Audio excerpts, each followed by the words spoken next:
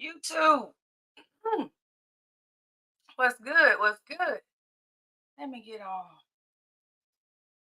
Yeah, make sure I can see what's shaking. What is this? Juneteenth, June 19th, 2024. Y'all come on in the room. Come on in the room. Y'all come on in the room. Y'all see my title. Good credit can be a bad thing too. So if y'all saw the thumbnail, good credit can be a bad thing too. We're gonna talk about it in today's live. I'm at the crib. Today. So we're gonna get into it. As y'all come in, y'all please hit the like button and make sure that you guys are subscribed to Starr Carter. Look, I miss. So y'all make sure y'all hit the like button as you come in. Let me know if you can hear me pretty well. Y'all inside of the comments, let me know if you can hear me. We're gonna talk about good credit can be a bad thing too. Y'all hit the like button as you come in and let me know if you can hear me pretty well. Hit the give me the thumbs up emoji if you can hear me on this live as y'all coming on in the room. Y'all give me a thumbs up if y'all can hear me because I just set up my camera as my as my microphone because I left my microphone at my shop. So let me know if y'all can hear me or not, please. I appreciate you.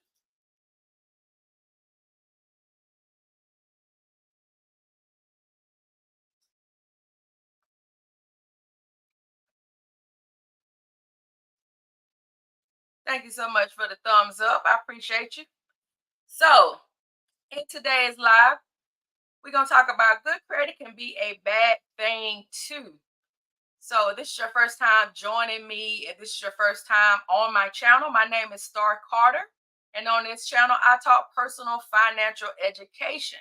So, we're going to talk about good credit can be a bad thing too, guys. Y'all make sure y'all hit the thumbs up as y'all come inside of this live. I appreciate you. Thank you for the thumbs up. Thank you so much for letting me know that you can hear me pretty well. Because you never know when you're going live and had to set it all up on this back end if it's going to work out the way you want it to. So I appreciate all the thumbs up letting me know that you are able to hear me. So when I talk about good credit can be a bad thing too, is that good credit is a good thing to have and it's a good tool to have as long as you are using it responsibly. So as long as you are using it responsibly, it's a great tool to have. But what I come to find out a lot of times, thank you guys for the thumbs up as you're coming in. A lot of times, what I find is that we fall forward in learning about credit. And by the time we learn about how important it is to have our good credit, we've already ruined it because we don't know what financial things are, our personal finances, and how all these things are going to help us or hurt us when it comes to our credit. So, just giving myself as an example, when I was 18, and they tell you when you turn 18 that you supposed to establish credit, right? You supposed to establish credit, and so that's a thing for us over here in North America. That by the time you turn 18, you're going to establish some credit, and without us having any education on how important our credit is. So I know the first thing I got was a credit card offer in the mail from Discover Card. It was the first thing I got was a Discover Card offer in the mail. Didn't know anything about credit cards. My grandmother, aunties, uncles, nobody ever, I never even seen a credit card in my house. But as soon as I turned 18, I had credit card offers coming. I filled out the credit card offer for Discover. Next thing you know, they were sending me a card for $500. I have no idea. So I'm establishing credit and had no idea what credit was even all about. So I have what they consider good credit at this point because I'm using the card, I'm paying it back. I don't know that that's what I'm supposed to do because I don't have an example, right? And so what happens is I continue to pay it until I no longer could pay it. And by that time, the card went into delinquency. And like I'm 18, and by the time the card went to delinquency, I'm in my 20s, right? And then I just didn't care. Everybody said that okay, if you don't pay, it just go bad on your credit. It just go bad on your credit. It don't matter, you know. And so I didn't understand the concept of it saying it's gonna go bad on your credit. And so I didn't care. It's like okay, as long as you got an apartment, as long as you got a car, as long as you don't need your credit. Just let it go on your credit.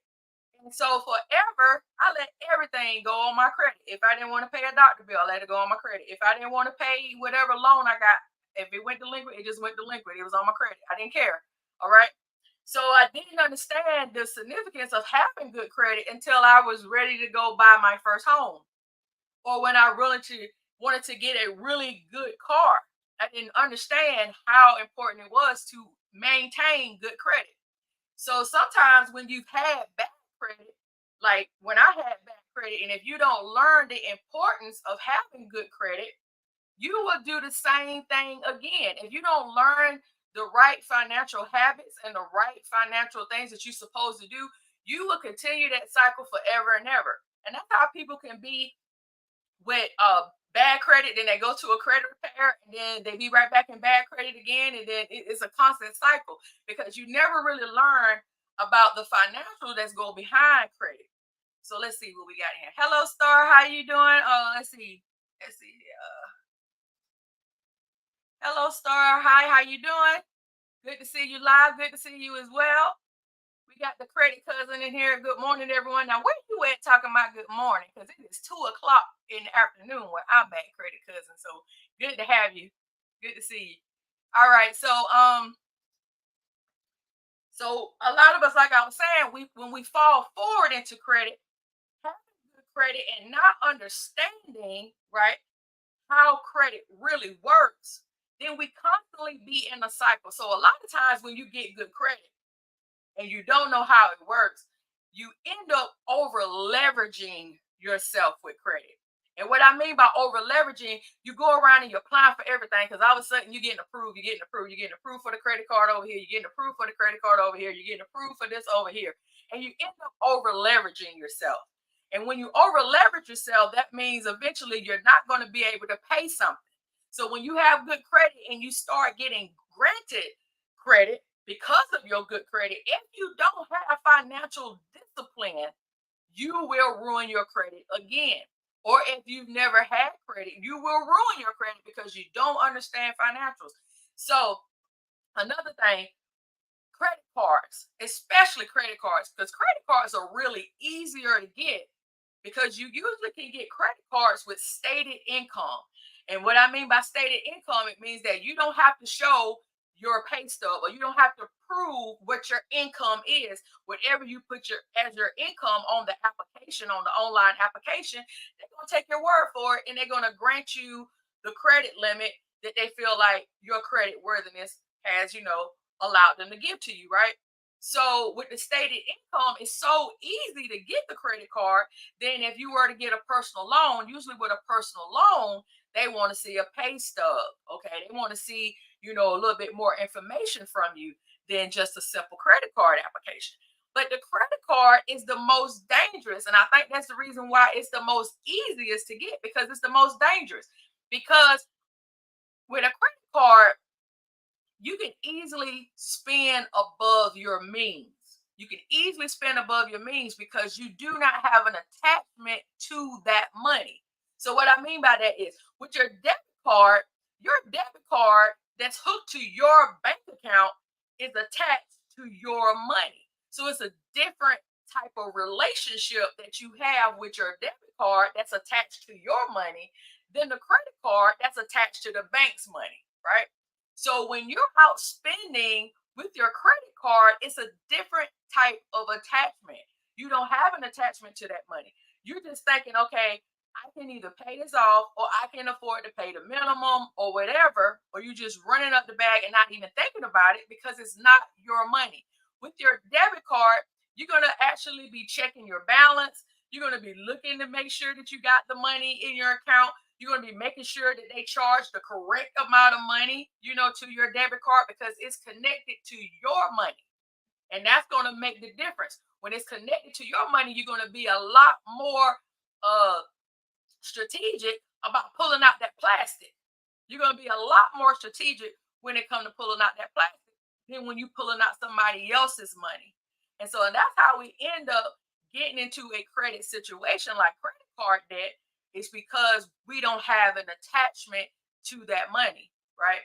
So having good credit and you're not disciplined with your credit can be a bad thing, because you can end up over leveraging yourself and you wind up getting credit that you can't afford to have, even though you got good credit. There's people that have good credit that don't have a job. You know, if you've always paid your bills on time, then you will always have good credit as long as you've always paid your bills on time. Because 35% of your credit score is your payment history. And that's 192.5 points that looks like. See, because your credit score gets all the way up to 850. FICO gives you 300 points, and you have to come up with the other 550. So, of that 550 points that you have to come up with, 192.5 of it is your credit history. I mean, not the history, the payment history. I'm sorry, is your payment history. So, if you have always made your payments on time, then you should have a good credit score, because that's the bulk of your credit score. And as long as you are not over leveraged, meaning you don't have all your credit cards maxed out, that's your credit card utilization, that counts for 30%. So you got 35%, 30%. So that's 30%, that's 165 points. So you got to make sure that your credit utilization is good. Because if your credit cards is maxed out, well, that screams they're probably in some financial trouble, because they're probably living off their credit card. So the more if your credit is really good and you're able to get credit card after credit card after credit card, and you can have as many credit cards as you want, there's no cap on how many credit cards you can have. Right? There's no rule that says, okay, you can't have no more than 5 credit cards on your credit report. You might have Chase that has a 524 rule that says that in 24 months you can't have more than five new credit cards. That's their rule. But there's no rule on your actual credit report. So you can have as many credit cards as a credit card issuing bank will approve you for. But if you are not careful, you will get in trouble, because you will over leverage yourself. Because if you're trying to use all those cards to have activity, eventually it can be a problem. It will be a problem, especially if you don't have the money. Credit cards can cause you to live way above your means, and eventually it's going to come calling, and they're going to want their money, and you may or may not have it. But because you had good credit, you was able to get the credit. Another thing too is with car loans, right? You don't ever have to have a car loan. You can save your money and you can buy a car. Now, it might not be a luxury car unless you have that kind of income.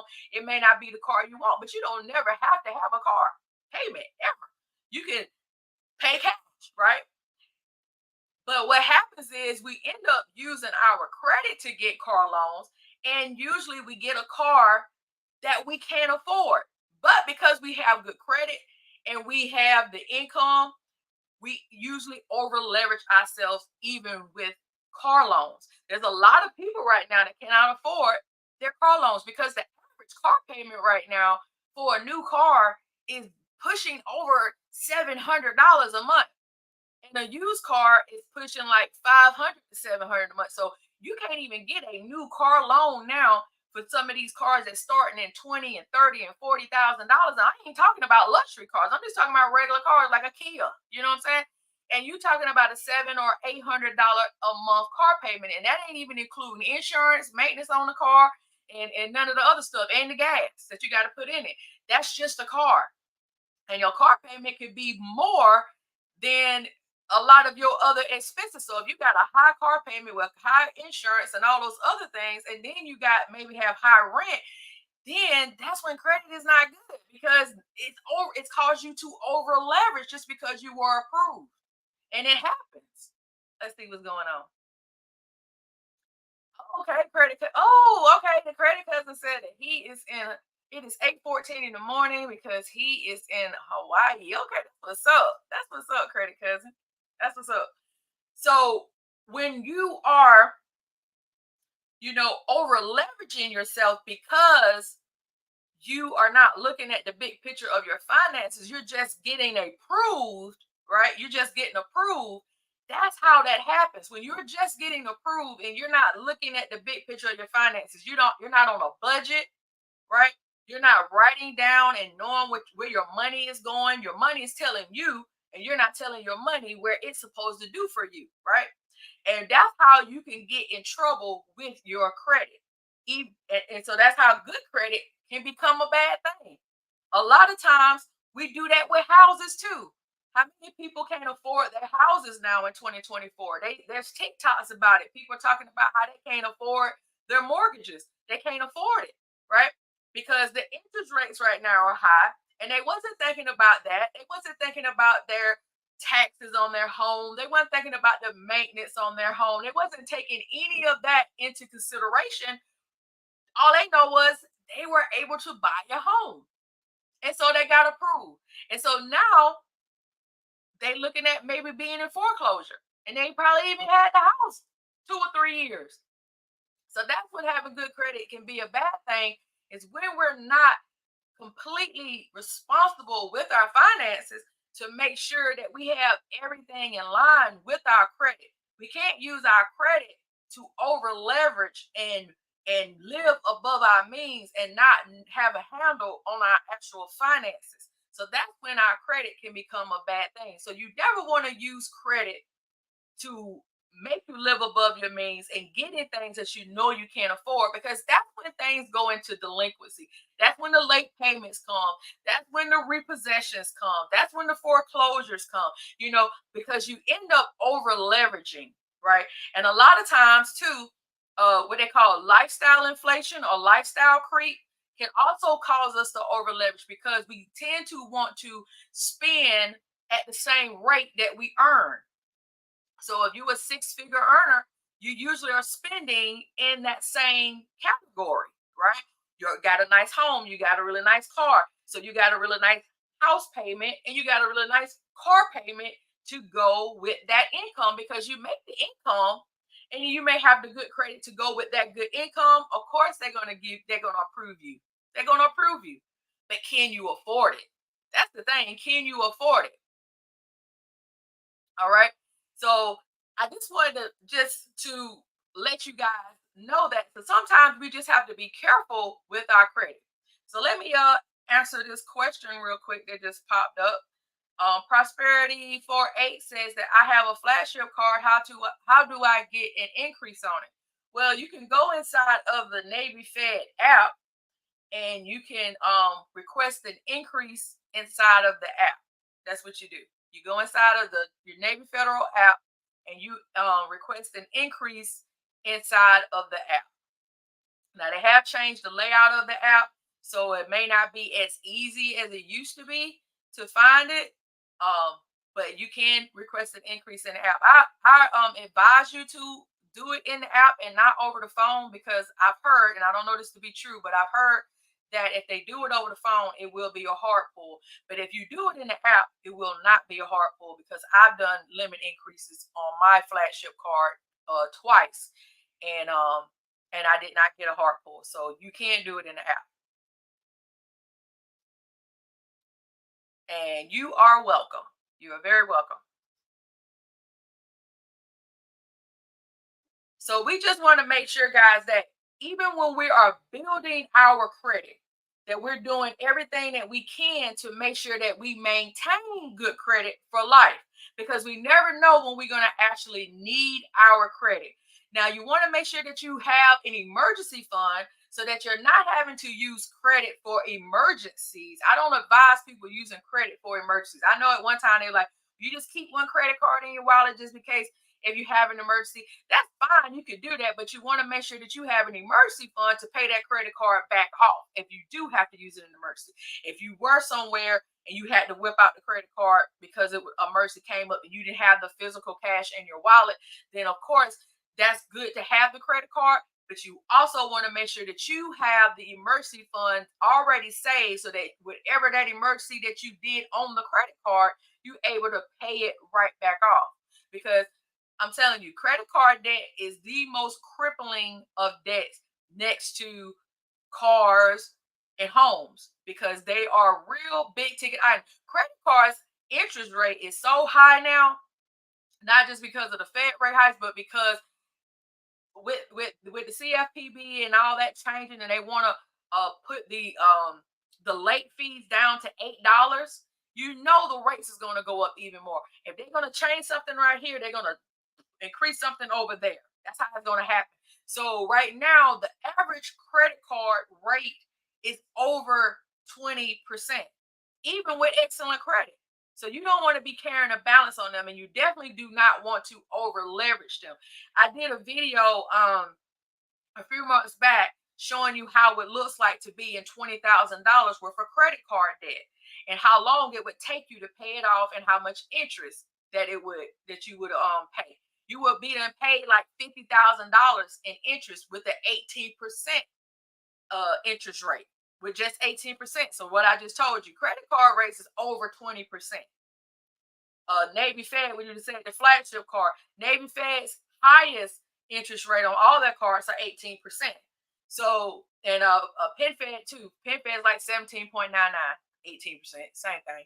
So you want to make sure that you are paying these cards off because you never want to give these banks, credit unions, your money in interest because that's what's going to happen. So you don't want to over leverage yourself where you can't pay these things back off. That's when having good credit can be a bad thing, when you over leverage and not living in your means. You always want to live within your means. Okay. Any more questions out there before I get off the live?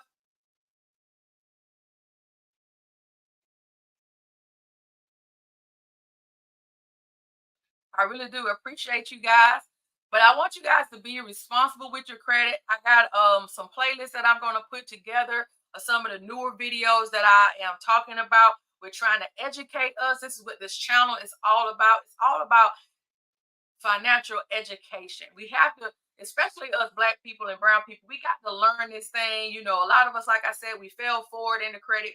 We didn't have any examples of what good credit is supposed to be and those type of things. So now it's up to us to learn, to read as much as we can, to listen to podcasts, look at channels like myself that are trying to educate us so that we're doing the right thing with our credit. It's not just about having good credit, it's about having good credit for life. In order to have good credit for life, we also have to have good financial habits around that. And that way we don't never have to worry about it. That we never have to worry about. Let's see. Good information, sis. I sure do appreciate you. Thank you so much, Dwayne. Thank you so much. Yeah, it's so important to me, guys, that we get this information because if we don't, we're gonna always be behind the eight ball. I was reading something earlier. I'm gonna share my screen. I was reading something earlier, and it was talking about Sorry, what's going on with this thing? All right, my mouse decided it wanted to freeze up on me. But I was reading this earlier where it says right here on the credit card, it says as of June of 2024, 3.16% of Americans' total outstanding credit card balances were at least 30 days delinquent. The share of credit card debt that is severely delinquent, defined as being more than 90 days overdue, rose to 10.7% during the first quarter of 2024. The richest 10% of zip codes have experienced the greatest proportional increase in delinquency rates, while the poorest 10% have also seen a significant increase. So everybody is feeling the pinch. And I think a lot of people right now are using their credit to bridge the gap of inflation right now because we got high gas prices, we got high food, we have high transportation, we have high living. You know, if you're paying rent, you're probably seeing your rent increase since 2020, maybe multiple times.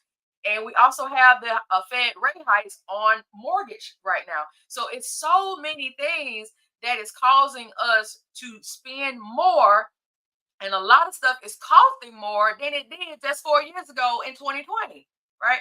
Because we had so much money dumped into our economy that has caused inflation to be outrageous. So it was like 2020, 2021 when we was getting stimulus checks and all that type of stuff and unemployment and all this money, all this money was coming out, the government printing all this money.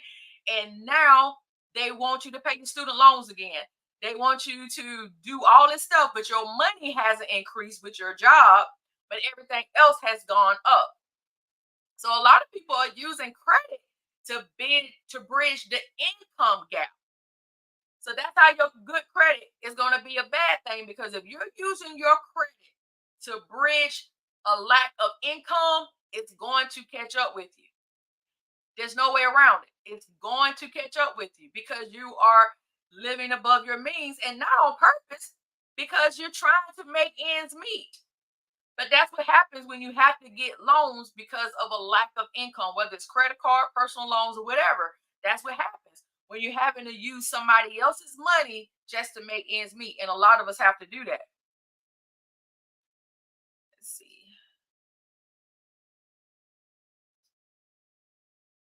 Prosperity 8888 said, is there a certain requirement for increased request on the flat share? I want to know before I even get a credit pull. Well, as long as you do it in the app, you won't get a credit pull. Because it would just be a soft pull that will not be a impact. Now it just depends on how long you've had your card. If you've had your card, like when I did my first limit increase request, um I probably had already had the card like 6 or 7 months or something like that. But some people have did it every 3 months. They request a credit limit increase every 3 months. So it's just up to you. As long as it's not a brand new account, I don't think that it would be a problem with you. At least 3 months old. You know, and if you do have you do a limit increase and they deny you, you will get a adverse action, letting you know you should get an adverse action, letting you know why you were denied, or you can always chat it up with them, with customer service, and let them tell you why you were denied if they don't send you an email or a letter in the mail. Yes, credit is important, and it is even more important that you are responsible with your credit, because you can have good credit forever and ever. You just have to be responsible, and you have to be responsible with your finances first. If your finances is good, your credit is going to be good. When you have the money to pay for the credit that you're using, that's when your credit is going to always be good. So if you had the credit card over 6 months now, then you should be good to go to do the limit increase. Yeah. But I would do it in the app, as I was saying. Do it in the app, and then you don't have to worry about a hard inquiry.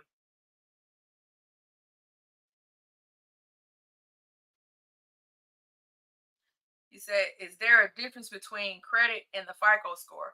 Now, the FICO score is the score that lenders use in order to grant you credit. So the FICO score is the score that they're going to use to see how risky you are. I did a whole video talking about what the lenders are looking for, and I did a whole complete credit breakdown with the FICO score, because the FICO score is just telling a quick snapshot of what's going on inside of your actual whole credit profile. So if I pull your credit right now as a lender and I see that your credit score is a 750, then off the top, I'm pretty sure that you've been doing everything right, or mostly right, with your credit. So I may or may not even look at your full credit profile. But it say if your credit score is a 620, instead of being in the 700, say your credit score is a 620, I may just deny you off the top just because you don't meet the minimum score requirements that I need. But say if I'm your credit union and you got a 620 and you've had direct deposit with me for a while, say you've had an account with the credit union for 3 and 4 years or longer, and you've always got direct deposit, you've always been really good with your account, you never, like, you don't be in the negative, you don't bounce checks, and you don't do none of those bad things, and you keep your account in good standing, I may actually look into your profile to see, okay, what it is that is making your credit score 620, and I may still be able to help you because I have a relationship with you. But if I don't have a relationship with you and you have a 620 as a lender, I'm going to deny you because that might be too low of a score that we're looking for, right? So a credit score is going to give them a snapshot picture of how risky you have been with other people that you have borrowed money from in the past. So that's what the FICO score is all about. The FICO is just giving them a snapshot of what you've been up to with other lenders in the past. Thank you so much. I do appreciate you. Yes. If I wasn't on the live, I would post it. I might can pull it up. Hold on one second. Let's see. Hold on. Let me see if I can find it. I can post it inside of the chat.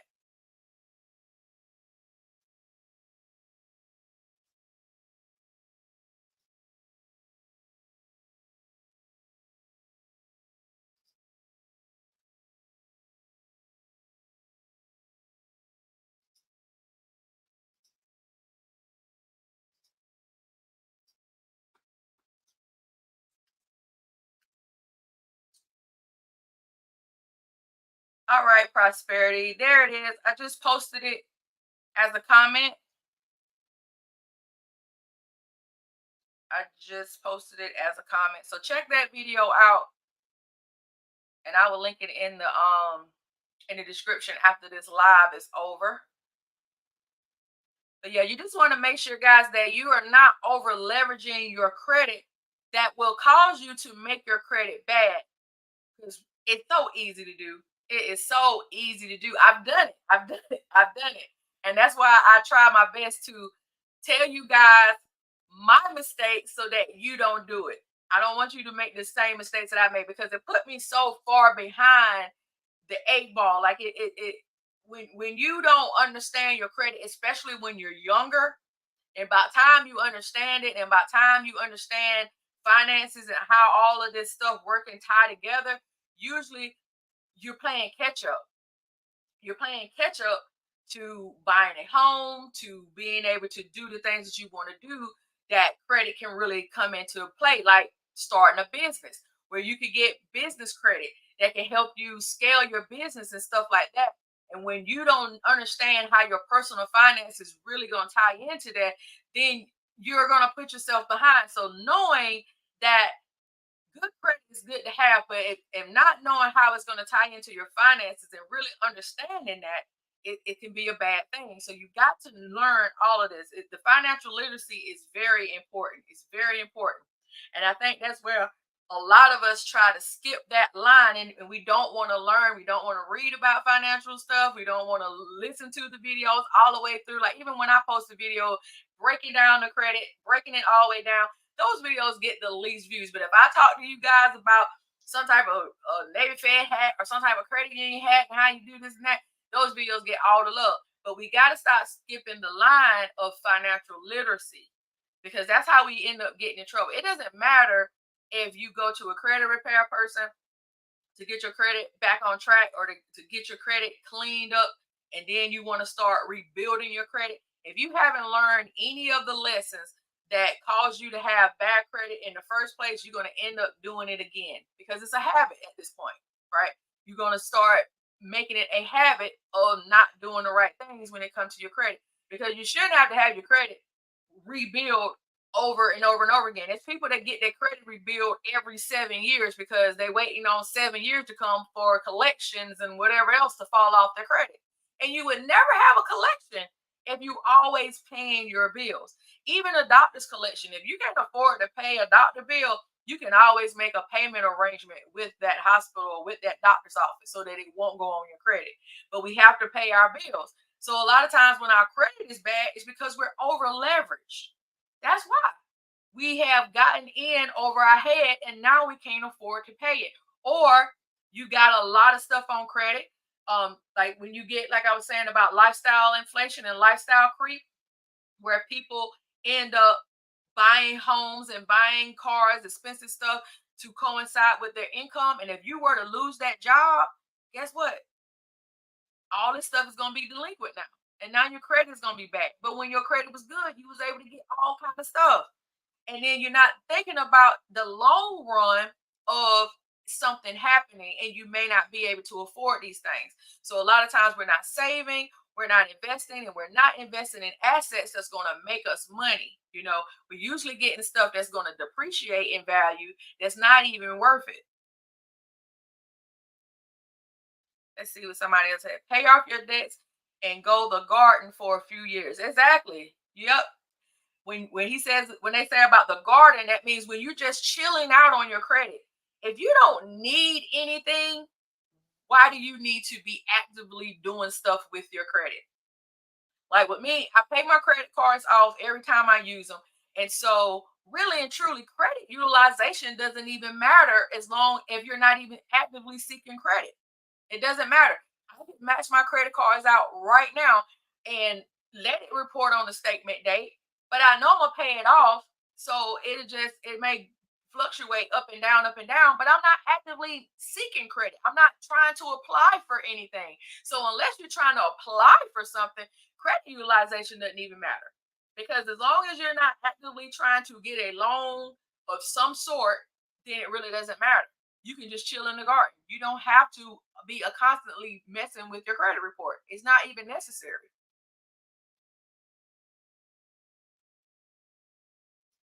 And the credit cousin says, so true. We need to clean up our minds about credit and personal finance. Absolutely. We got to. We got to. We have to. I think everybody wants to just ditch the personal finance part and just concentrate on the credit. And you can't do that. It's just like people want to ditch the personal credit part when they want to get business credit because they're thinking that you can get business credit and not have to have good personal credit. And that's not true. But there's a lot of misinformation out there that's telling you, okay, you can get all the business credit and they ain't gonna look at your personal credit. Well, good luck with that. Let's see. Baby boy date, today, 2011. There are so many videos about credit cards, how much is enough, meaning credit limits. I see people talking about 50 and 100K limits. How do you return from something like that owing so much money? You can't unless you're making that kind of money. If you're not making the kind of money that you can pay off high limit credit cards right back off, then you are asking for credit card debt. These high limit credit cards that everybody want to get at Navy Fed and all this type of stuff is going to get their butt in trouble. Like I said, I did a video about it because I kept hearing that's all you hear. High limit credit card, high limit credit card, this, high limit credit card that. I'm finna link that video where I did about high limit credit card true cost. I'm finna link that in the chat right now because a lot of people, if you've never had a high limit credit card, if you've never had a credit limit past $1,000, then you don't know how that looks. You don't know how it looks to be in real credit card debt, where your minimum payment may be if you got $20,000 in debt, right? Your minimum payment would have to be at least $1,000 a month just to even hit the balance. Like legit, just to even get that balance down. Matter of fact, let me pull up the credit card calculator. Let me pull up this credit card calculator. Y'all need to see this while y'all on this live. If y'all never actually use a credit card calculator, I'm about to pull it up now.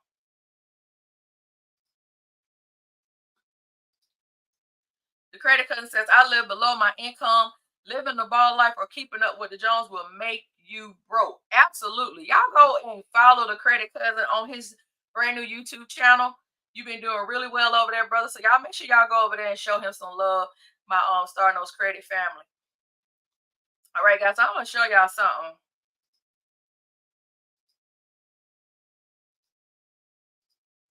This is a credit card calculator right here. If you've never seen a credit card calculator, this is the credit card calculator. So we're gonna put in some numbers. So let's say you got a high limit credit card for $30,000, right? And say you got it from Navy Fed. Navy Fed highest interest rate right now is 18%. So we're gonna leave it at 18%. So these are some of the variables right here. So how do you want to plan? How do you plan to pay it off? So that's what that is right there. Do you want to pay a certain amount per month, or do you want to pay it by a time frame? So let's say we want to pay $400 a month on this card. Let's see what it say.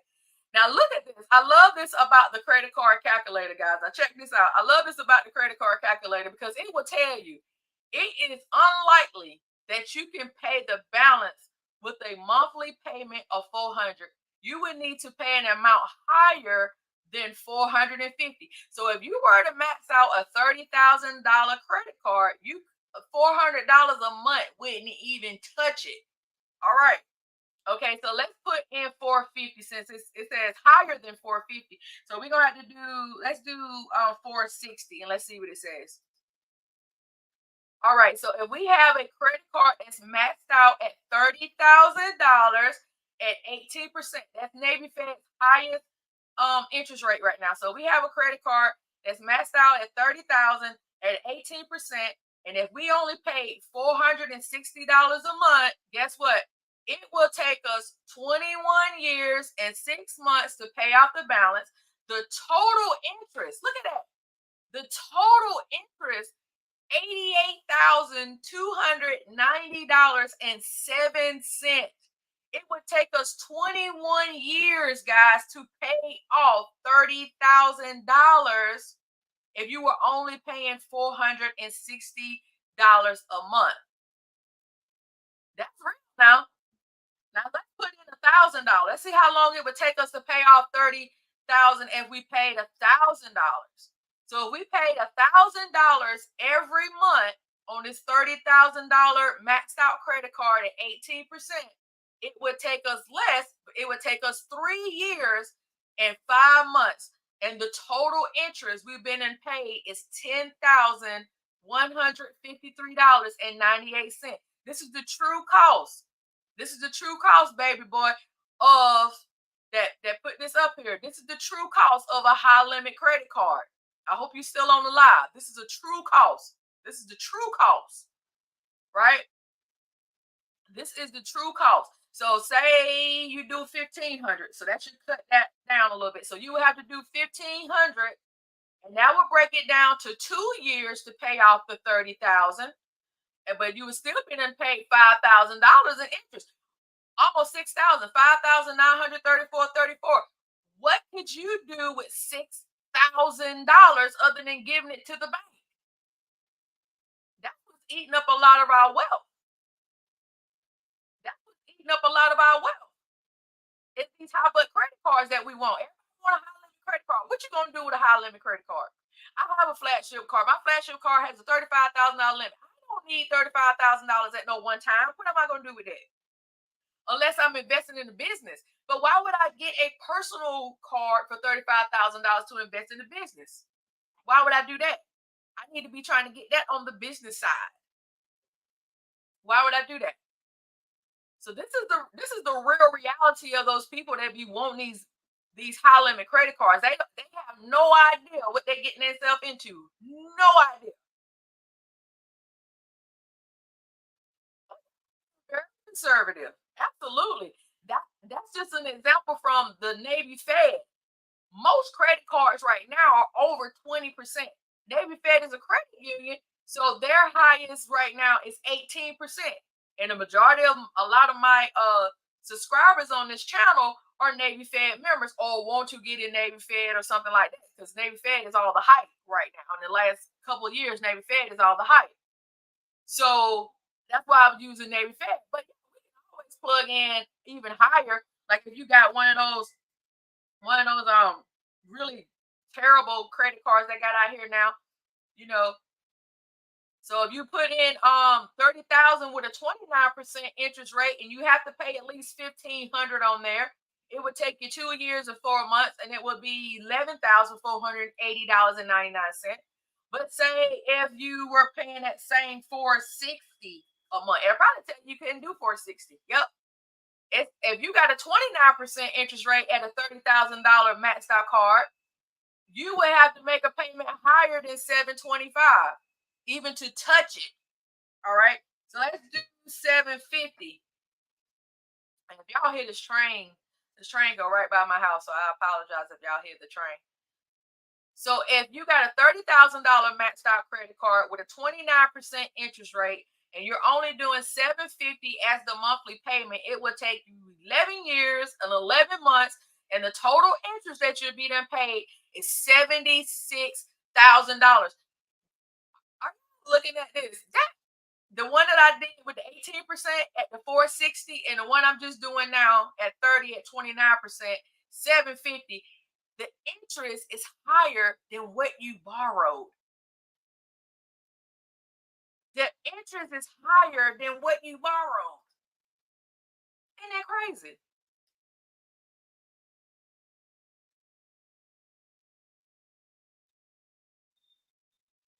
Let's see what the credit card says. I teach to use a 10% principle so that once you get to a 10K limit, you know to use 1K a month, what could what could pay back in a month, or when the bill comes. Exactly, because you always want to keep your especially if you're trying to boost your credit score, you want to keep your credit utilization across all your cards, because it's going to look at each card individually, but it's also going to look at the aggregate total of all the credit cards together, and you want to make sure that that is under 10% to maximize your credit score, but to also make sure that you're not over leveraged and you can't pay these cards back off, because as we see, looking at this credit card calculator, it could get up in there. So let's bring it down though. Let's bring it down to some more numbers. Say if you have a $2,000 credit card balance with an interest rate of 29%, and you were only paying $50 a month. Let's see how that's gonna look. Let's look at some real lower. Most people get $2,000 limits. A lot of people don't get the real high limit, but let's look at the $2,000 limit. So $2,000, you're looking at, if you're only paying $50 a month on $2,000, it would take you 11 years and 11 months to pay off the balance, and the interest would be $5,121.65. So again, you would pay more in interest than you would on the actual credit card balance itself, right? And that's just on $2,000 with 29% interest. So that could be like your Credit One banks. That's who 35%. That could be like your Credit One banks that'll give you a limit of $2,000. So when I put in $2,000 at 35%, like some of those terrible worst so-called credit builder credit cards are doing right now, look what it says. You would need to pay a payment higher than $50. Okay. So let's say we only paying $60 a month. Say it's tell us our minimum payment every month when we get our statement, it says it's only $60. So say you only paying $60 and you owe 2,000. Well, it would take you 10 years and 5 months to pay it off, and you'll be done paid $5,478.80.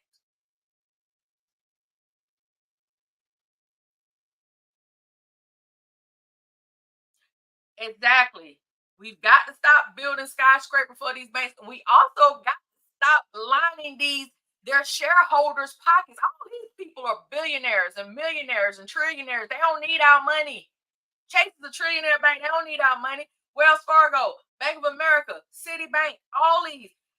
Navy Fed is 160 something thousand. I mean, $168 million. No, $1 billion credit union. I'm sorry, with a B. Navy Fed is $1 billion credit union. Penn Fed is too. They don't need our money. Please know they don't need our money. We need our money. So that's why I'm saying good credit can be a bad thing too. When you're not responsible and know the truth in lending, you got to know the truth in lending. You got to know how these things are going to affect you, especially if you've never had credit before, especially if you've never had a credit card. The highest limit I had on the credit card when I was 18 was it was 500 on Discover card. It went to $1,000. By the time I'm only paying the minimum and the minimum and the minimum, and it wasn't ever coming down. Let's look at that. And I don't even know what the interest rate on that thing was back then. But $1,000, I'm just gonna say 18%. And they probably was only asking me for $25 minimum. Okay, so $1,000 with an 18% interest rate at $25 a month, and that's usually what they're gonna ask you for on $1,000. They're usually gonna ask you for a $25 minimum, right? It will take you 5 years, 2 months, and the total interest that you're being unpaid is $538.58. Still, why would you give them $538.58? And it's gonna take you 5 years to do that at $25.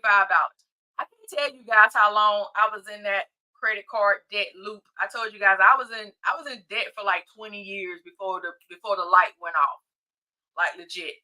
Because that's what I was doing forever. Because all I had was $1,000 limit cards, less than $1,000 limit cards, but I had a ton of them.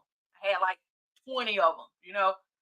Credit cards, $1,000 limit. I think the highest limit I had was 2,000, but they always maxed out, and I was only paying the minimum on all of them, right? And it was taking me forever. I don't even know how much money I throw away, but when you look at a credit card calculator, it really does put it in perspective of the kind of money that you probably have thrown away or will throw away if you don't get this kind of information. You heard what the credit cousin said. Never max out a credit card ever. Don't do it. Island Fly Girl Gal said, I've been carrying a balance for years, not realizing how I'm making the banks rich. Thanks for the knowledge. Absolutely, honey. That's gonna tell you profitable to them. That's gonna tell you. You know one thing I learned when I got my when I got my finances on track is credit card points, rewards, cash back, and all those things. 0% APR offers, those type of things. They can offer you those kind of things. You want to know why they can offer you those kind of things? Is because of people that carry a balance. They can give you rewards. They can give you 5x points on gas and 3x points on travel and all this kind of stuff as reward points, cash back, as I was saying, free hotel stays and free airline tickets and all that type of stuff. They can give those rewards away for credit card points and 0% APR for 18 months and all that kind of jazz. They can do that for the people that have good credit. You want to know why? Because the people that are carrying a balance is footing those bills. They're the one that's footing the bill. So every time you're carrying a balance, you're helping somebody else get a free stay, get a free rewards, get free cash back. You are giving all your rewards and all that money to somebody else because trust me, the bank is not in it to lose money. They're not in it to lose money. So they're not giving away these reward points and all this stuff to to lose money. They know they're going to get it from the person that's carrying a credit card balance. They know that. And they're going to get way more money out of the person that's carrying a credit card balance than them giving a 0% APR introductory rate or them giving you some reward points, some cash back, and none of that stuff. They know they're going to get way more money on the person that's carrying the balance and paying all this interest than this incentive that they're giving to somebody else. They already know that. So they playing us, the ones that don't know.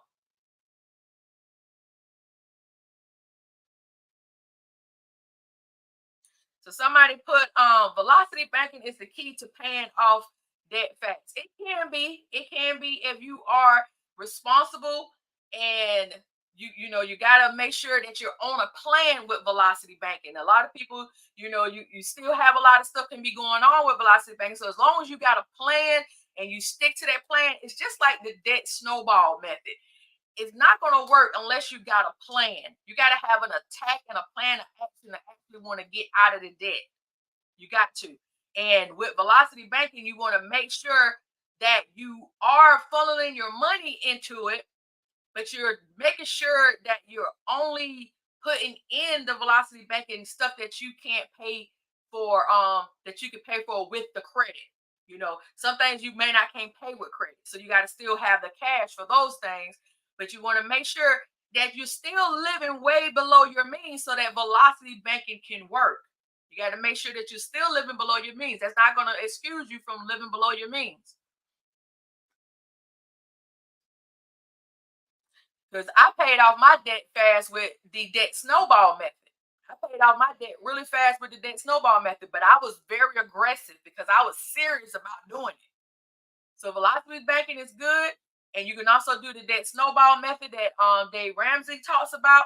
I also have in my store, I have a debt snowball uh spreadsheet that's available inside of my store right here on my YouTube channel. That's $5 that you can download, and you can also plug in all your debts and time, and it'll show you like when you'll get it paid off and all that type of stuff. So there's a spreadsheet right there at the bottom of my right here in my shop somewhere down here on my YouTube channel. Also a budget spreadsheet. If you need a budget spreadsheet, got that down there as well.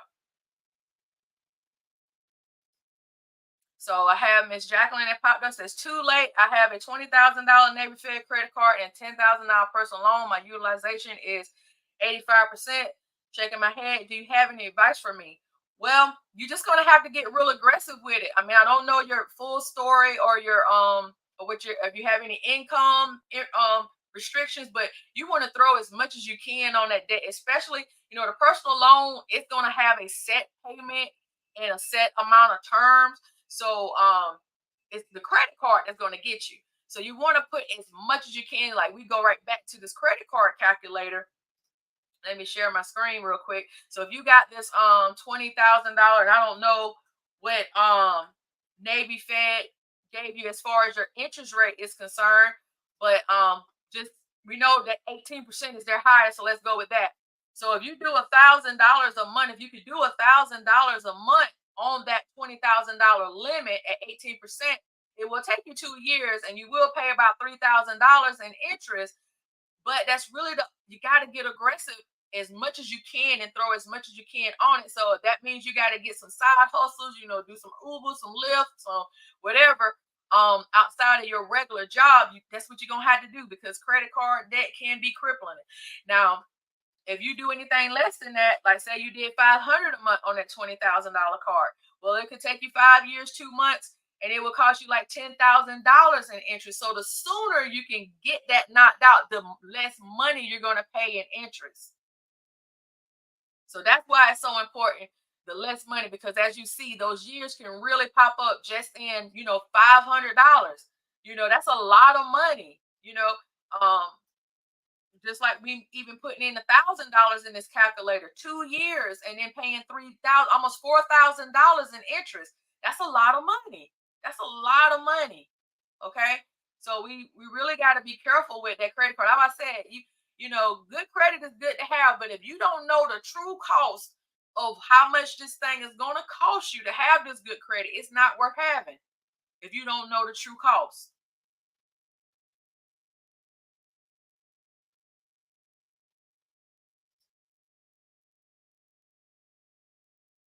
Now, if you do a debt consolidation with Navy Fed on something like that, what'll probably happen is if they approve you for the debt consolidation, they'll probably end up closing the card out. So you gotta just know that, because you're already showing that you're not able to pay the card back off, because you're in over your head, as I was saying, over leveraged, right? You over leveraged, and so they'll probably wind up closing the card out and putting it into debt consolidation for you, so you won't have the card anymore. Um, and it could cause your credit to dip a little bit if they have to close the card out. But here's the thing: it doesn't matter if you're drowning in credit card debt. It will not matter. Oh, you're very welcome. You're very welcome. But it says so many points and rewards go unused every year. Yeah, a lot of points and rewards go unused, but mine don't.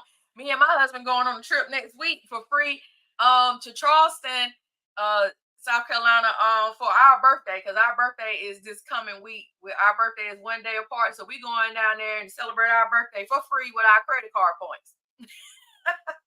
Only thing we going to pay for is our meals while we there, but our stay is for free. So I use mine. I use my points. I use my points all the time to get stuff on Amazon for free. I use my points for stuff on Amazon. Like I'm a real big book reader and stuff like that. So I use my points for stuff like that and for travel as well. But forever, when I was carrying credit card debt for darn near 20 years because the light bulb didn't go off for me till I was 38. That's and I tell about my debt addiction story on my channel as well, where I felt like I was addicted to debt because every time I would get out, I'd do it again. You know, um, a habit, I guess.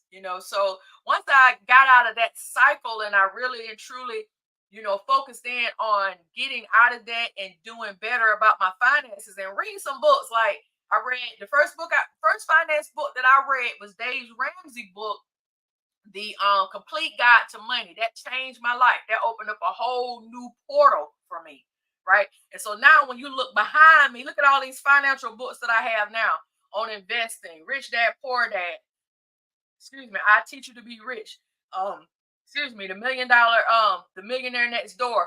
And that's just some of them. You go on the next shelf, I got books over here, I got books over here, I got books in front of me. I'm hey, I'm a hoarder of it now.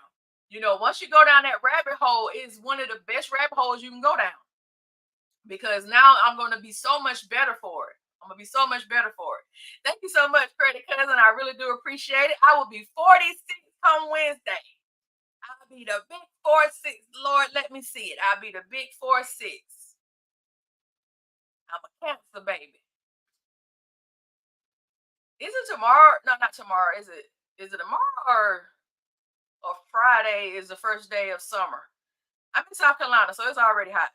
I feel like summer started last month. I feel like summer started in May for me.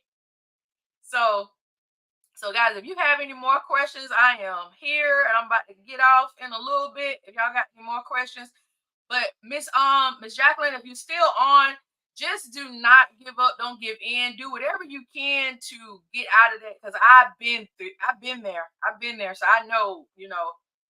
Debt is a hard lesson. But once you get out of it, you'll be like, ain't no way, ain't no way.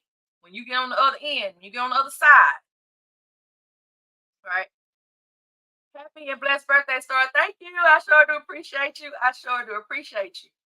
And if anybody need any one-on-one help, the Credit Ready program, y'all can always join my $10 a month community as well as a course. We also have our book of the month. So right now we read in Atomic Habits by James Clear. My book is in the living room, so it's all the way in the front of my house. But that's what we're reading right now. So far we have read 6 books. We read this book right here, The Richest Man in Babylon, for May. And look, I still got all my notes from when we were talking about it on the live. And so, guys, y'all make sure y'all get into the financial literacy. Y'all got to do it, because it's going to change the game. You're going to look at money so much different. You're going to look at money. You're going to look at how you build your wealth differently. Because a lot of us, we're credit heavy. We're too credit heavy. And that's the reason why we get in trouble with our credit. That's why I say good credit can be a bad thing too, because we end up getting in trouble. Who else is giving me some birthday love? Love your content. Happy early birthday. Thank you so much, Jesus girl. I sure do appreciate you. AKA Julie. Thank you so much. I do appreciate you. I do. And all the time, all the time. Thank you, Starr, for the encouragement. All the time, all the time. I'm praying for you. I'm praying that you get your breakthrough and you get out of it. And then once you get out of it, we need your testimony, because guess what? Somebody else is always in it. And that's how I got into this, because I knew somebody else was going to need my help. And if I can help somebody, then that's what it means. That's what it means.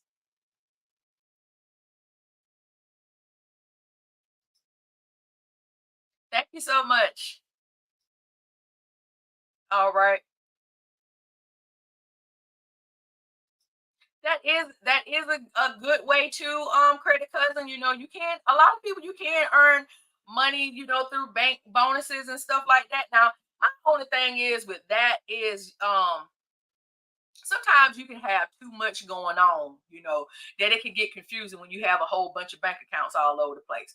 Because a lot of these banks, they got $300 sign-on bonuses if you leave your money in for so long, and da da da da da. And that's cool and everything if you are able to keep up with it.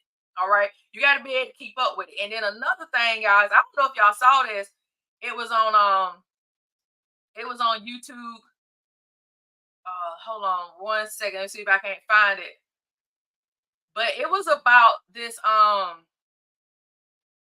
never look at YouTube on my computer. So when I come on my computer and look at YouTube, I don't. It sounds like don't even know how to work it. I'm so used to doing it on my phone or on my phone that when I get on the computer, I feel like I have no idea what I'm doing. I learned so much. Thank you so much, Jesus girl. I'm so glad I've been helpful.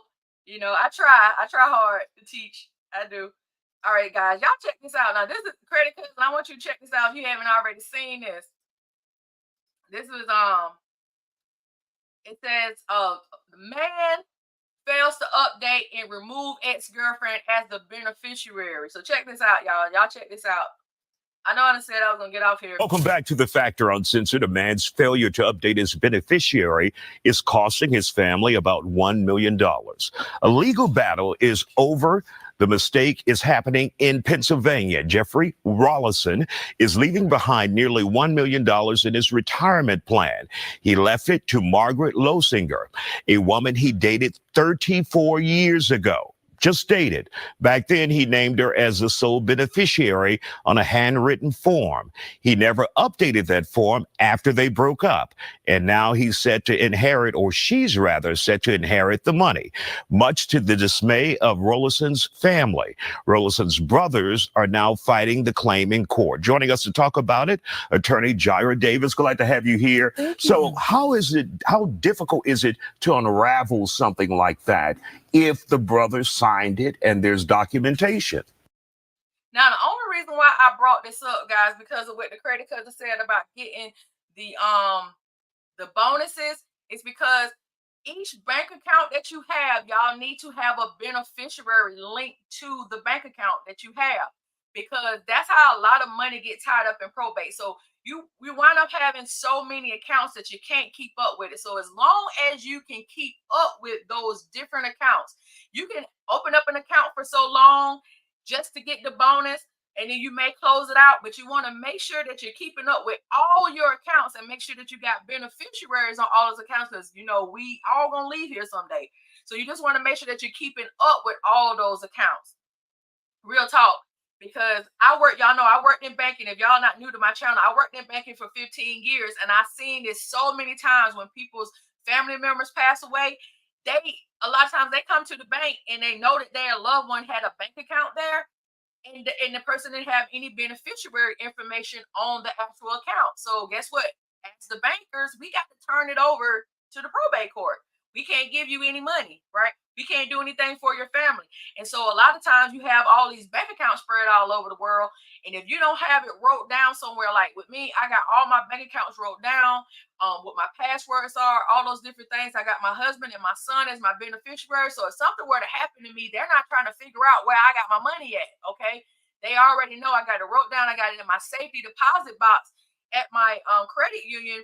One of the credit unions I used to work at, I still have my safety deposit box there. So if something were to happen to me, they know exactly where they need to go and what they need to do, and it's not going to go in probate. That way, I got beneficiary, I got everything lined up. So you just want to be careful when you have a lot of different accounts all over the place, for different things that you're doing. Like I said, if you get a sign up bonus when you join different banks now, they might tell you have to keep the money in for so long to get a $300 bonus or something like that. And like I said, it's a good way to do it, but you just want to make sure that even on those accounts, if y'all don't plan on keeping those accounts, still put down a beneficiary until you close it, just in case something happened. And make sure y'all writing down what accounts you have, even your investment accounts and all those type of things, and keep them somewhere. If you have to do estate planning, all that stuff is very, very important. And I'm gonna link this video too, because a lot of us, we think that those type of things are only for the rich. Now it's for anybody that got some money. And no matter what money you got, if you don't want your loved one to go through a heartache or a headache, if something were to happen to you, even if you not even passing away, but if you were to get sick and you're incompetent and you can't do it for yourself, you want to make sure that this is something that you have in place. So I'm not gonna play the whole video, but 34 years ago, this dude was dating this woman and put her down, and now his family is catching all kind of devil trying to get this $1 million estate. So it happens. We all got an expiration date. We just don't know when it's gonna be up. Okay, we all got one. So y'all make sure that, like I said, there's nothing wrong with signing up for these bonuses. You know, I've even got credit cards just for their reward points. Like my gold card, they got 60,000 reward points. So I got the gold card. I probably gonna cancel it the end of this year because it got $250 annual credit. I mean, annual fee or whatever. I'm probably gonna cancel it. But it's just one of those things that you just want to make sure that you know and you got it somewhere where your family know what all your obligations are, where your money is at. So if something were to happen to you, they know and there's no issues.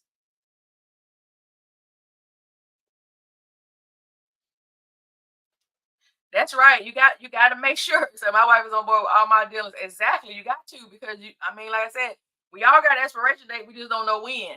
So we got to make sure that we have our stuff in line. And let's see, check your beneficiaries annually. Be careful about listing someone you are not married or related to. Exactly. Exactly. And your babies, like babies, if sometimes we put kids as our beneficiary that's under age. We got to make sure that you have somebody that's of age as well. Like you can put the child, but make sure you have somebody else that is of age, because just in case something happened to you and they're a child, they can't handle your stuff because they're a child. So that means somebody's gonna have to be appointed to take care of the child. You know what I'm saying? So just make sure that we're doing it the right way when it comes to our beneficiaries as well.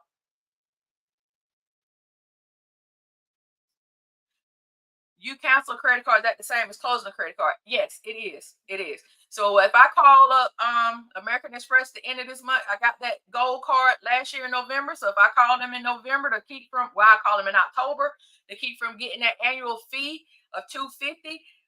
Yes, if I call them to cancel, it will close out on my credit report. Now I bet you like, I thought you were supposed to close out the credit card. That's going to drop your credit score. Well, it would drop my credit score if I didn't have a good length of history on my credit report. My credit report has been reporting good for the last 12 years. So me closing out one credit card will not hurt it because that credit card is not bearing a lot of weight on my credit score. If I was to close out my Capital One credit card that I've had, my Capital One Venture card that I've had for the last 14 years, if I close that one out, that would probably tank my credit score because that has a lot of bearing. That one has a lot of bearing. But the credit card I just got last year will not. It will not hurt my credit score because it's a new card. You don't want to close out your older cards, the one you had forever and a day. Now I would never close out the Capital One card, even though I don't use it. I will not close it. I will get it out of my sock drawer every so many months and swipe it, and then I put it back in the sock drawer. I don't even have anything on it reoccurring because I don't like Capital One. That's a whole nother story. If y'all on my channel, y'all already know I already did videos about Capital One. But that's right. And somebody just put minors need guardians. Exactly. So if you put your minor down as a beneficiary and something were to happen to you, or that's why you don't want to do that. You want to make sure you have an adult on there if you do have a minor on there as well. I have enjoyed talking to you guys. We've been on here now for an hour and 13 minutes. It's about the longest I've been on a live in a while.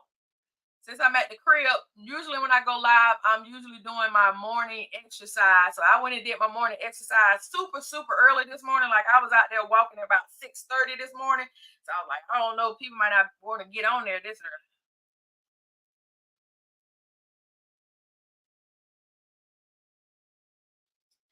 Miss Jacqueline, I don't see the point in you doing a pledge loan.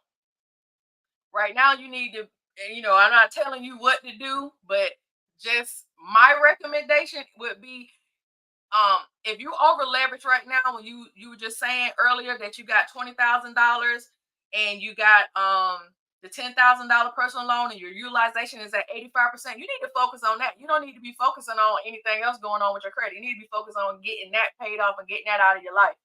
And I'm just keeping it real. Once you pay those things off, your credit score is going to go up. You getting a pledge loan is not going to help that. It's not going to help that at all. It won't. Your score is where it is because of your utilization. You got to pay that $20,000 credit card back off. You got to get that back down because right now you're looking risky. So, you know, it's not going to help. What's going to help you is not being delinquent on those two things you have and anything else that you may already have on your credit report. Yep. That's what's going to help you. It's just paying what you already have. That's what I'm saying. Good credit can be a bad thing too. You just got to pay and maintain what you have. Pay those things off, focus on that and that alone. Once you pay those things off, like I said, your financial habits will reflect in your credit report. If your credit right now is low, it's because your financial habits right now is not where it need to be. So let's get that paid down. Let's get that $20,000 paid down where you're not paying all that interest and just throwing money away, right? And paying off that personal loan. So you're not just throwing money away in that interest, right? So let's go ahead and let's get that handled and not worry about getting any more debt. You don't need any more loan payments. Just focus on that. Now, and I hope that wasn't me just keeping it 100.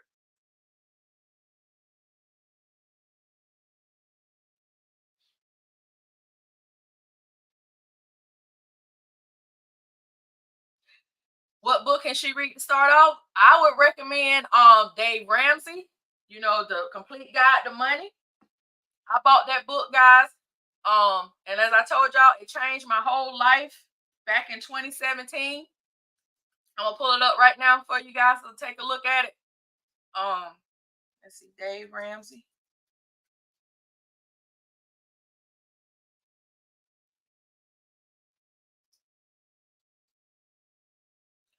All right, let me share my screen.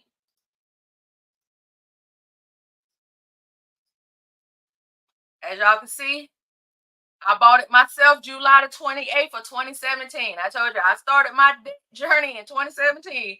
That was the first book I read. The very first book I read, The Complete Guide to Money. It will always be my financial Bible, right? 7 baby steps. This is one of the easiest things that you could do, right? I'm just keeping it 100. If you want to learn, now he does the debt snowball. The first step is to build an emergency fund because when you already have some cash put back of your own, then you won't have to rely on credit. And that's what happened to us. We wind up relying on other people's money to bridge the gap for money that we don't have. That's how we get in trouble. That's what I'm saying about the good credit can be a bad thing if we're using it to live above our means and to spend money that we don't have, right? So the first thing he tells you to do is to save $1,000, but I would say now save $2,000 if you can. Um, and once you start doing that, then you can tackle your debt with the debt snowball method. And the debt snowball method is when you're taking your smallest debt and you're paying that all the way up to your highest debt. Okay, so if say your like my smallest debt was my $200 Old Navy credit card with a $25 minimum payment. And instead of me paying $25 a month on that card, I started paying $25 every week. All right. I forego a lot of stuff that I wanted to do. I was like, I'm getting out this debt come hell or high water. So every dime I got, I was throwing it on it. And then once I paid off the Old Navy card, I went to the JC Penney card. It had a $500 limit. So I took them same $25 every week that I was paying on that Old Navy card. I put it on the JC Penney card every 2 weeks. Every week, $25, $25, $25 until I got that sucker paid off. And then I went to the next card, which I think was a Capital One card that I had for $1,000 and a Chase card. I just kept knocking them down until I got them all paid off. I had about 20, I think in all with all those little cards, I had about 20 something $1,000 worth of credit card debt myself, and I ended up paying it off. It took me about 3 years, but I got it done. And in the midst of those 3 years, I also I paid off a car. I paid off a personal loan as well.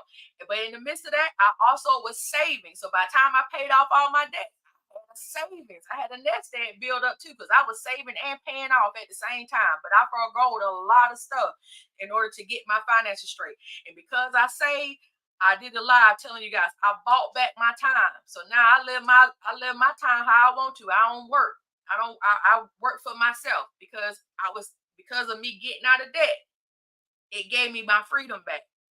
That's what getting out of debt would do for you, because then you don't have to stay at a job you don't want to do. You ain't gotta do stuff you don't want to do. You know what I mean? That's what it does. When you're not in debt, it gives you freedom. It gives you freedom to pick and choose what you want and won't do for a living. Especially when you get your savings and stuff. That's where the personal finance come into play. If I hadn't read Dave Ramsey book, I would have never known that. Like, real talk. I'm just keeping it 100 with you guys. So start there. The book was wrote in 2012, but the information is still relevant today.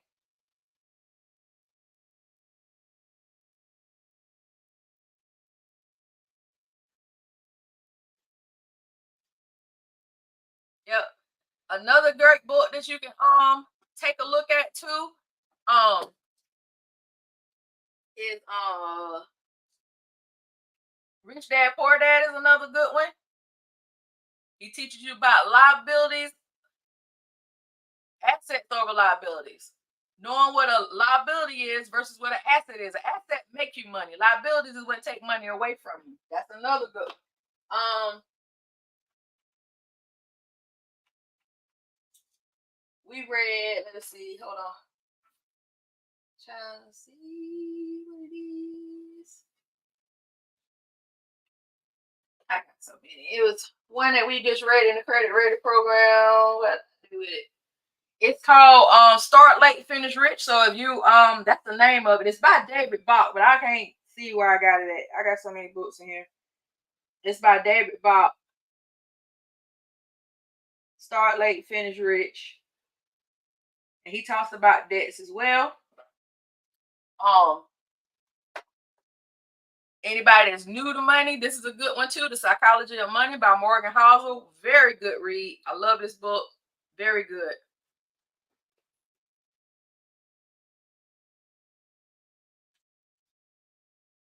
My Turning Point book, How to Get Out of Debt, Stay Out of Debt, and Live Profitably, based on the proven principles and techniques of Debtors Anonymous by Gerald Mundis. I don't think I've heard of that one. Sounds like a good read though. I might have to check into it. Might be something that we can read inside the Credit Ready program.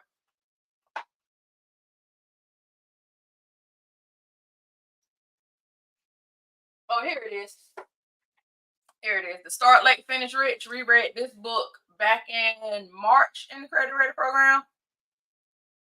So for any of the ones that think that they can't get it together late in the game, yes, you can. David Bach. And I love David Bach because he's the one that also made the book, the Millionaire, the Automatic Millionaire. Him. And then he also have, this is a book right here of his called Smart Women Finish Rich. So he has a lot of them. And he also have couples, smart couples finish rich. So David Bach is another good one. I love his books. He's really good. There's another one too.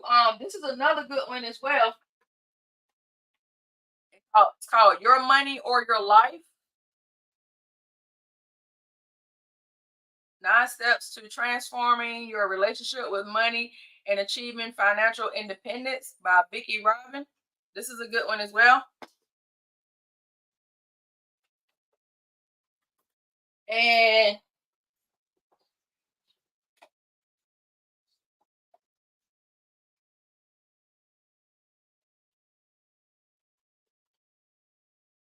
this is another one too. Tiffany Aliche. She actually was on a thing on Netflix. This is her newest one. I haven't read it yet, but I read her other one.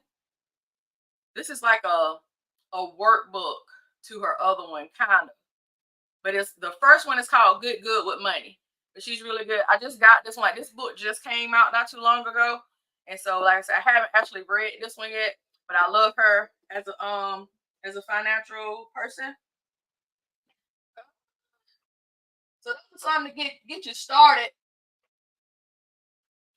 We also read this one in the Credit Ready program. We read this one back in February. I Would Teach You to Be Rich by Ramit Sethi. He's got a really good YouTube channel too on there. Of course, Dave Ramsey is on YouTube as well, but I love him as well. Tiffany Aliche, you can catch her on YouTube. as well. As y'all can see, I told you when I went down that rabbit hole back in 2017, honey, I got a ton of books now, all debt and stuff. Um, so it's a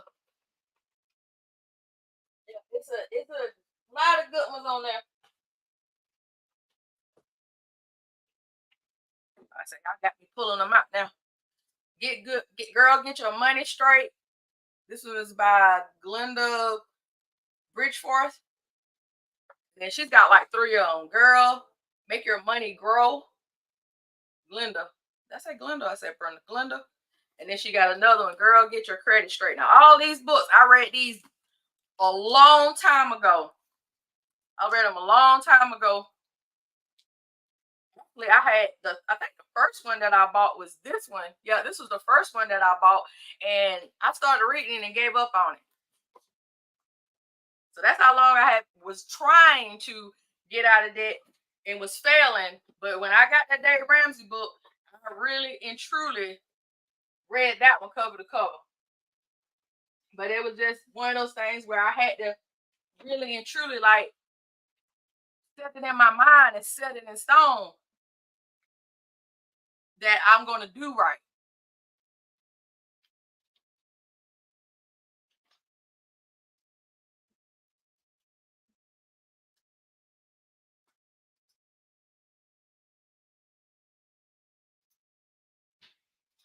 Uh,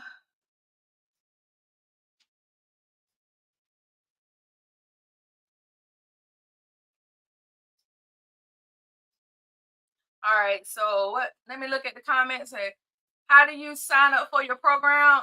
Let me put the link in the comments right there. You can just sign up right there. It's on the school platform. It is a app. And Miss Tiff, what's that? Miss Jacqueline, if you sign up today, and anybody that's on this live, y'all sign up in the credit ready program. I'm gonna give y'all the free one-on-one consultation with me. How about that? And we can talk about it together, and I'll get you on a plan. If you sign up today, I will give you a free one-on-one consultation with me. I usually charge $155 for my consultations. So if you sign up with the Credit Ready program today, if you on this live, you will get a one-on-one consultation with me for free. We'll do a Google Meet. Me and you, we will chat it up, and I will get you on a plan, and we'll talk about anything you want to talk about, anything you need help with. I will be your coach. Where is your book, Starr Knows Credit? You know what? I don't have a financial book. I need to write one, but I do have 2 books that I wrote. They're not financial books.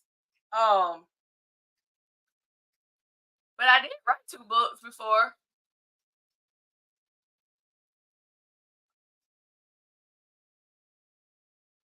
Fun fact, I wrote this book right here. That's me, Adrian Starr Dotson Carter. That's me. I wrote this book back in 2015. Yep, 2015. I wrote that one in book 2. And that's me, y'all. That's what my maiden name. That's me. So yeah, I wrote 2 paranormal fantasy books. I was really into Twilight stuff back then. So yeah, I wrote 2 paranormal fantasy books back then. So yeah. So yeah, I need to write a finance book now. Tell my story. But yeah, this is the books I actually did, right? Yeah, those are the books I actually did, right? Yep. But yeah, I need to write a financial book. Yeah. Considering that what I've been through, that you have most of those books and you are on track. If you have most of them books, you are on track. You are on track. I make sure I haven't missed anything.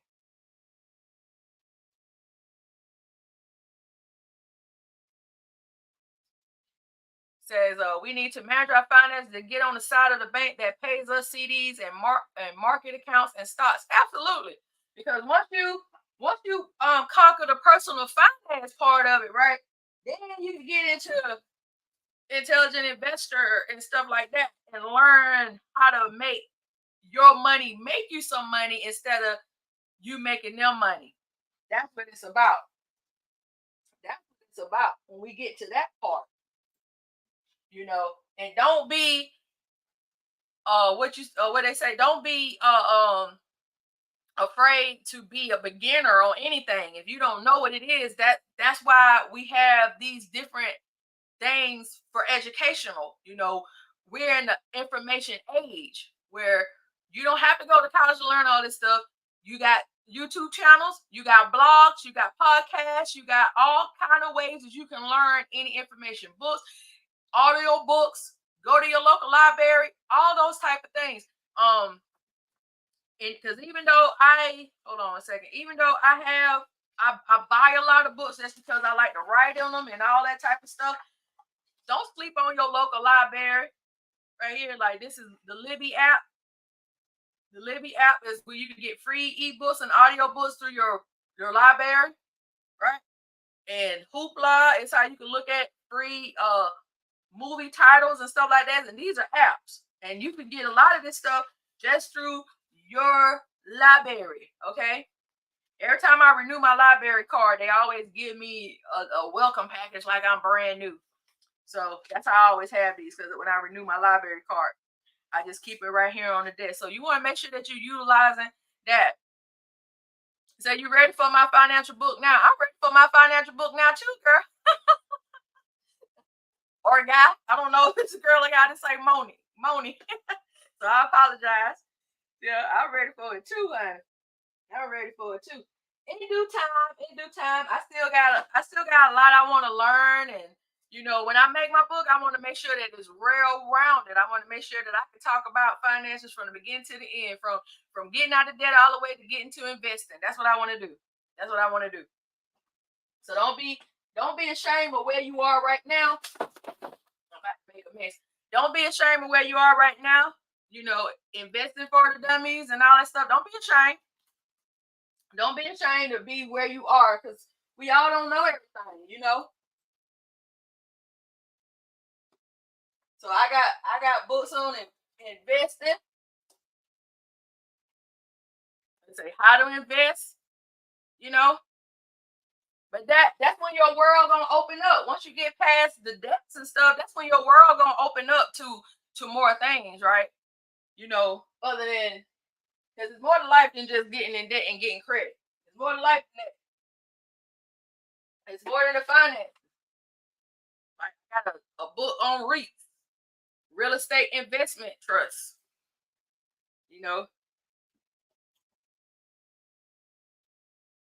So once you go down the rabbit hole, I be getting magazines now. I never used to get magazines on money. I get magazines on money. One of my favorite websites, Investopedia, magazines on money.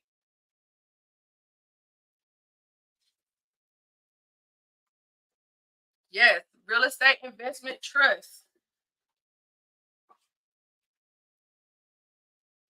So yeah, guys, like I said, once you go down that rabbit hole of learning this financial literacy stuff, man, I'm telling you, it's gonna open up your mind to a whole different world where they are really making money. And a lot of times, like I was saying, they're making money off of us, and we don't want to do that because of our ignorance. A lot of us, they're doing it because we're ignorant to what is out there, other than us getting into debt. So good credit can be a bad thing if we're not utilizing it and using it the right way for our finances. So we want to make sure that we're always responsible. We want to make sure that we're always doing what we're supposed to do. Now, I heard a cha-ching. That means somebody that gave me some cash somewhere. Did somebody give me some cash? I don't see it. I heard cha-ching somewhere. I don't know what it was. I had to look it up. I don't see it. I don't see it. Did somebody give me a super chat or something? I heard cha-ching. Something. Something just happened. I don't know what it was. What happened? Because I don't want somebody to give me a super chat and then I don't recognize them. I don't see it. Oh yeah, love Investopedia, honey. It's one of my favorite websites. Whenever I need to look up something, I even get their term of the day. They send me a term of the day every day, and I keep I got a folder on my email just for my Investopedia terms of the day, because they teach you all types of real estate and all types of finance lingo that I didn't know. I worked in banking for 15 years and didn't know half the stuff that Investopedia send me every month. I mean, every day. They send me stuff every day. Every day. All right.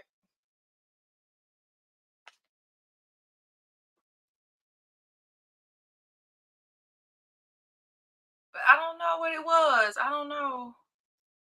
I can't.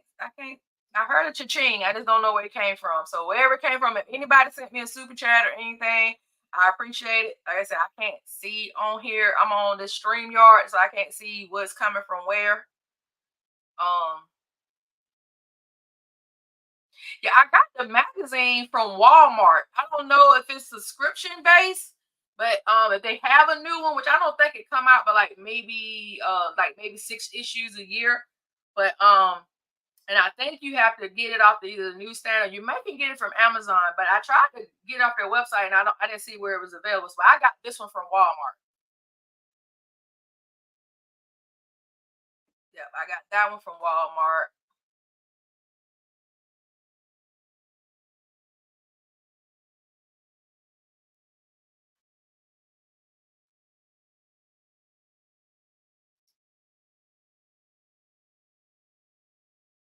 Does anybody else have any questions? I want to make sure that I have gotten to everybody before I get off this live. My husband done got off work, so I want to go in there and holler at him, see what he got going on. But I really do appreciate everybody that has participated in live and chatted it up with me. I really do appreciate it. And if anybody did send me a super chat, like I said, I don't see it on here, but if you did, I do appreciate all the love and support. And if I see it when I get off the live, if it shows up, I will shout you out on my next video. I really do appreciate it. You guys, y'all have a blessed rest of your Juneteenth if you celebrate. Um, if you just had a day off, make sure you get you some rest, relax, chill out. I really do appreciate all y'all. And again, if y'all need my help, y'all can hit me up. Let me put it up here. If you want to chat it up with me, y'all can hit me up at starrknowscredit@gmail.com. That's my email that I give out for those type of things. Now I understand that inbox can get full pretty quick. So if I don't get right to you, like in the same day, don't freak out. I'll get to you. Don't freak out. But you can use that to email me your basic questions. Don't be trying to email me no whole book. Okay. If you got a quick question I can answer within like a paragraph or two, we could do that. But don't expect me to try to chat it up with you for the whole 3 days or whatever. That ain't gonna happen. Just something I can answer real quick. All right. So we don't have any other thing to talk about. Y'all just make sure y'all be responsible out here with your finances. Thank you so much, Credit Cousin. Y'all make sure y'all go over there and holler at him on his channel. Help him get his channel growing. Thank you so much for everybody that has commented or had a question or something like that. I do appreciate y'all. Thank you again. And y'all have a blessed evening. And y'all be good and be good to everybody else. Appreciate y'all.